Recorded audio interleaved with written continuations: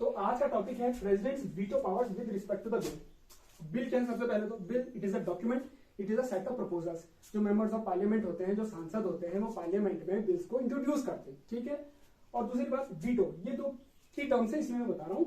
Veto, veto क्या है कि to refusal, it is a refusal to give the permission और refusal to give the sanction, यानी कि स्वीकृति देने से मना कर देना सीधा सीधा, ठीक है।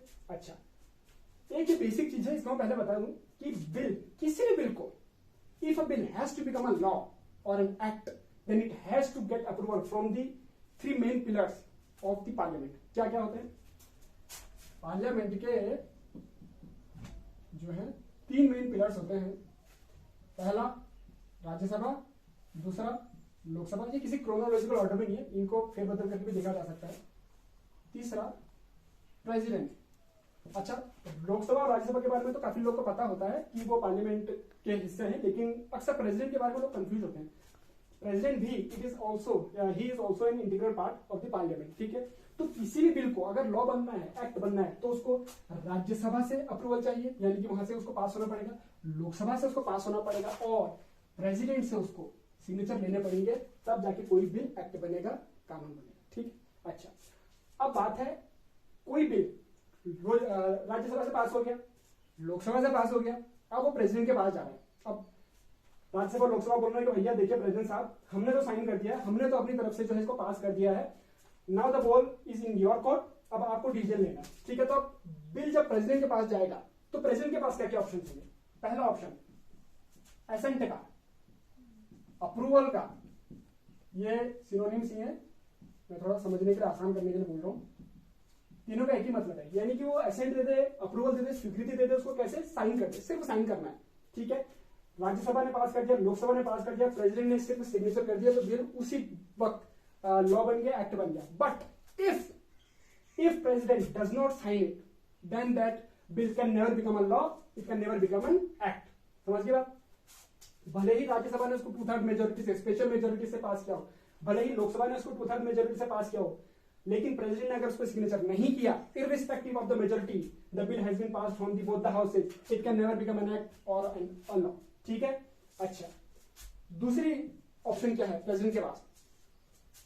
Return the bill, return the bill, except money bill, except money bill. यदि वो बिल मनी बिल नहीं है, तो प्रेसिडेंट किसी भी बिल को, any bill can be sent back और any bill can be return back by the president back to the parliament, ठीक है। अच्छा, इसका मतलब अगर वो रिटर्न करा प्रेसिडेंट, इसका मतलब क्या है कि प्रेसिडेंट को उस बिल में कुछ खामियां नजर आई है, और प्रेसिडेंट इसीलिए he has refused to give the sanction, he has not given the assent to the bill, यानी कि उसको बिल में कुछ कमियां नजर आई हैं, और प्रेसिडेंट चाहता है कि पार्लियामेंट देखिए मुझे इस बिल में कुछ कमियां नजर आई हैं, आप इसको रिकंसीडर कीजिए, आप इसमें देखिए कुछ फेरबदल कीजिए, आप मेरे पास वापस आएगा, फिर मैं देखूंगा साइन करना है। अच्छा, अब पार्लियामेंट के पास क्या ऑप्शन? प्रेसिडेंट तो ऊपर से ऑर्डर दे देगा, भैया रिटर्न कर लो बिल को, ले जाओ तुम, इसमें कुछ फेरबदल करके लाओ। अब पार्लियामेंट क्या करेगी? पार्लियामेंट के पास ऑप्शन है, या तो वो कुछ चेंजेस करे, वापस से पास करे राज्यसभा से, लोकसभा से, फिर भेजे प्रेसिडेंट के पास, या फिर president without any change, without even a word being replaced, वो ज्यों का त्यों बिल को वापस वैसे का वैसा भेज सकते हैं प्रेसिडेंट के पास। अब प्रेसिडेंट क्या करेगा? अब प्रेसिडेंट के पास और कोई ऑप्शन नहीं है, president does not have any option, any other option but to sign the bill. President जो है दोबारा बिल को रिटर्न नहीं कर सकता है, प्रेसिडेंट को अब बिल साइन करना ही करना पड़ेगा। It has become obligatory on the president to sign the bill once it has been sent back by the parliament to the president, ठीक है। अच्छा, इसका एक जबरदस्त केस है। अच्छा, पहले मैं बता दूं कि वीटो की बात, तो इसी को बोलते हैं सस्पेंसिव वीटो। ये वीटो होती है, इसी को बोलते हैं सस्पेंसिव वीटो। जब प्रेसिडेंट जो है रिटर्न कर देता है बिल को, प्रेसिडेंट जब रिटर्न कर देता है बिल को वापस पार्लियामेंट की तरफ, उसको सस्पेंसिव वीटो बोलते हैं। इसका एक जबरदस्त एग्जांपल है, साल है 2006, ठीक है। रूलिंग पार्टी है इंडियन नेशनल कांग्रेस, जिसको आम बोलचाल की भाषा में हम जो है कांग्रेस बोल देते हैं, ठीक। ये रूलिंग पार्टी है। अच्छा, और समाजवादी पार्टी जिस उस टाइम पे चीफ जो थे वो स्वर्गीय मुलायम सिंह यादव हुआ करते थे, अभी जो है उनके सुपुत्र अखिलेश यादव उनके चीफ है, आपने काफी नाम सुना होगा, देखा होगा काफी वीडियो में। उनकी एक मेंबर ऑफ पार्लियामेंट जिनका नाम है सुप्रख्यात अभिनेत्री जया बच्चन, वो उनकी पार्टी की अभी भी मेंबर हैं, मेंबर ऑफ पार्लियामेंट है बाकायदा। उनके खिलाफ एक केस हुआ था एक कि वो मेंबर ऑफ पार्लियामेंट भी थी एसपी पार्टी से, दूसरी तरफ वो यूपी फिल्म डेवलपमेंट बोर्ड की चेयरपर्सन भी थी।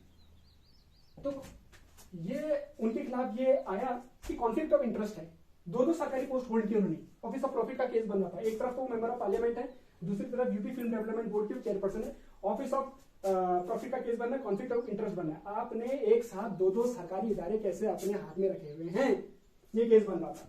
अच्छा, इलेक्शन कमीशन के पास गई बात, इलेक्शन कमीशन ने जांच की और पाया कि yes, Jaya Bachchan is guilty to hold to government offices. और इलेक्शन कमीशन ने जो रिकमेंडेशन दी प्रेसिडेंट को, तो president disqualified Jaya Bachchan from her membership, and rightly so क्योंकि यही नॉर्म्स है। अगर आपने ऑफिस ऑफ प्रॉफिट होल्ड किया है, आपका ऑफिस ऑफ प्रॉफिट का केस बन रहा है, कॉन्फ्लिक्ट ऑफ इंटरेस्ट आ रहा है सरकारी इदारों के रेस्पेक्ट में, तो क्या होगा, आप डिस्क्वालीफाई कर लिया जाएंगे। ये कुछ one of the most top conditions होती हैं अगर किसी मेंबर ऑफ पार्लियामेंट को जो डिस्क्वालीफाई किया जाता है। ठीक है, अब इनको डिस्क्वालीफाई कर दिया गया।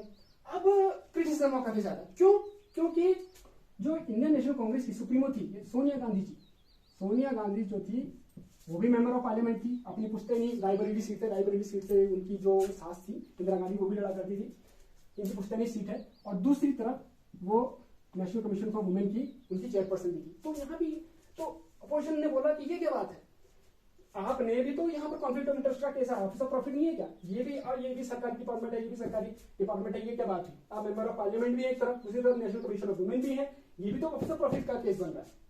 सोनिया गांधी जी को पता था, उनको लगा यार कि मुझे डिस्क्वालीफाई कर देंगे, इससे बढ़िया पहले ही रेजिग्नेशन दे दूं। तो उन्होंने रिजाइन किया, रिकंटेस्ट किया इलेक्शन रिकंटेस्ट किया और जीत के वापस आ गए। अच्छा, जब ये सारा कुछ हो रहा था तो संसद में क्या हुआ, संसद में ये हुआ, अच्छा मैं इसको कहां पे लिखूं, संसद में ये हुआ, इस बीच एक ऑफिस ऑफ प्रॉफिट ये जो बिल है ये इंट्रोड्यूस हुआ। अच्छा, ऑफिस ऑफ प्रॉफिट बिल क्या था, इसमें ये था कि कुछ ऑफिसेस को, कुछ सरकारी इदारों को ऑफिस ऑफ प्रॉफिट की लिस्ट से एक्सक्लूड किया जा रहा था, और उसमें एक ऑफिस था ये नेशनल कमीशन ऑफ वुमेन का। यानी कि इसका सीधा इंडिकेशन ये था कि जैसे ही सोनिया गांधी जी रिकंटेस्ट करके आएंगी, इलेक्शन जीतेंगी, वो वापस से नेशनल कमीशन फॉर वुमेन की चेयरपर्सन बन जाएगी, और तब ये कॉन्फ्लिक्ट ऑफ इंटरेस्ट का केस नहीं बनेगा, क्योंकि ये बिल है ही उस बात के लिए, उस चीज को एक्सक्लूड करने के लिए।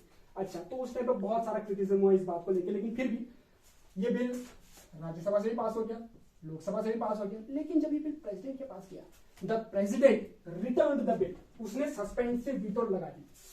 The president applied his power of suspensive veto, he returned the bill.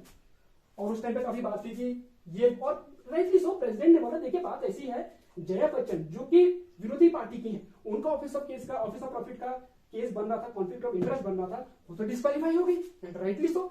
लेकिन चूंकि आप रूलिंग पार्टी में हैं, तो ये क्या मोरल्स के खिलाफ नहीं है, ये क्या एथिक्स के खिलाफ नहीं है, आपके खिलाफ भी सेम केस बन रहा है। आप चूंकि आप रूलिंग पार्टी में, आपकी पावर ज्यादा है पार्लियामेंट में, आप बिल ला रहे हैं जिससे कि वो बिल एक्सक्लूड हो जाएगा, और आप जो है दो ऑफिस होल्ड करेंगे। बात सही थी बिल्कुल, लेकिन विदाउट एनी चेंज, बिना किसी चेंज के वापस से राज्यसभा ने, लोकसभा ने उसको पास किया, प्रेसिडेंट के पास भेजा। मैंने क्या बोला था, प्रेसिडेंट अब दोबारा बिल को नहीं भेज सकता, president does not have this option, एक ही बार भेज सकता है सिर्फ, बस, उसके बाद दोबारा नहीं भेज सकता।